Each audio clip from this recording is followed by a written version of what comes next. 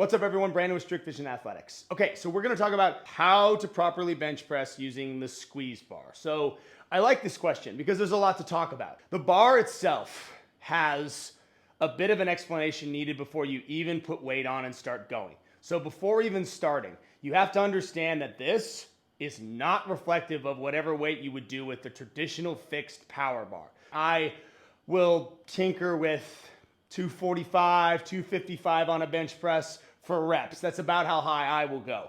With the squeeze bar, I'm not kidding when I say I can crush myself with 25 pounds on either side. 25 pounds, I might go up, not for the purposes of this video since it's a demonstration, but if I was really training, I might push to 45, maybe 45 and a 5, little change plate, but that's it. I don't go any heavier on this, and here's why. These handles, which by design move in and move out, are going to simulate more of a machine resistance than a fixed barbell resistance.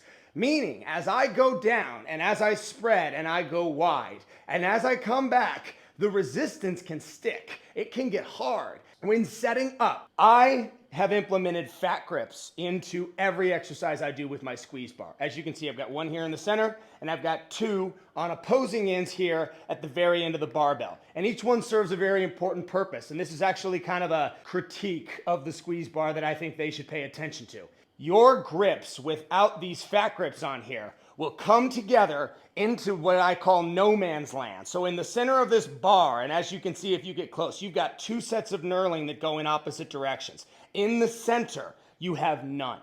That means these grips should not crash together. And they made this clear to us when we bought it. They're like, look, you can press it together, but you don't want to press all the way together because there's no knurling here in the center. And I was like, okay, that's weird. Here's a fat grip. That way I know I can't do that. My grip will press together, but it'll catch itself on the fat grip. Then furthermore, out here, these fat grips are so that when I go down into my eccentric, I'm not going to end up out here. I'm not kidding you when I say that if you take these off and you go as wide as you possibly can, you may get to a point where it becomes unsafe. Now, everybody has a different range of motion with their shoulders. I've got a good range of motion with mine, but even with that, I like these for that purpose, and I like it for storage when I pick the bar up and I set it in the sleeve. These handles have a tendency to crash to the bottom. This acts as a little bumper plate for that. So let me get in here and actually really demonstrate a bench press though. I've got my bar right here. I use a monolift system. It's really, really good for this. I like to spin the fat grip and look and make sure that this grip is centered. If this is like over to the side, like this, and my bar is here, well, now the bar is off tilt. It's off center, and my bench press is not going to feel normal. It's going to do something like this. So the first step I always do is I look at the gap in the fat grip. As you can see, the fat grip has a gap right here. I look at the gap, make sure that I'm lined up in the center of the squeeze bar itself, put the handles together. Now I'm ready to bench press.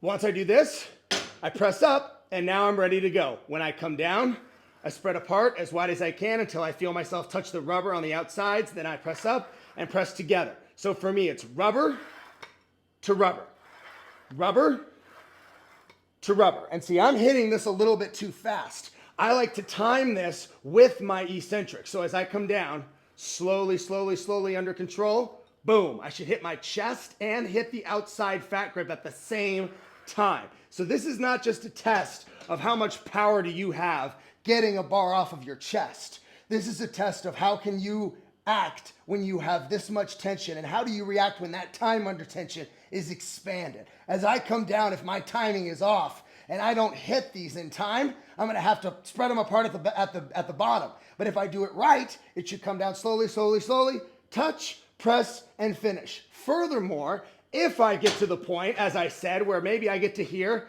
and I get stuck, I can't get up, I can't squeeze, I'm done, my energy's gone. All I gotta do, press up and rack, and don't even worry about the rest of the squeeze. That's important because that allows this bar to act as its own safety bar. So you can train with this as somebody who's really strong, benching with only 25 pounds, going through that motion. It may be killing you, but if you fail and you're by yourself, most likely you're strong enough to just press up and rack.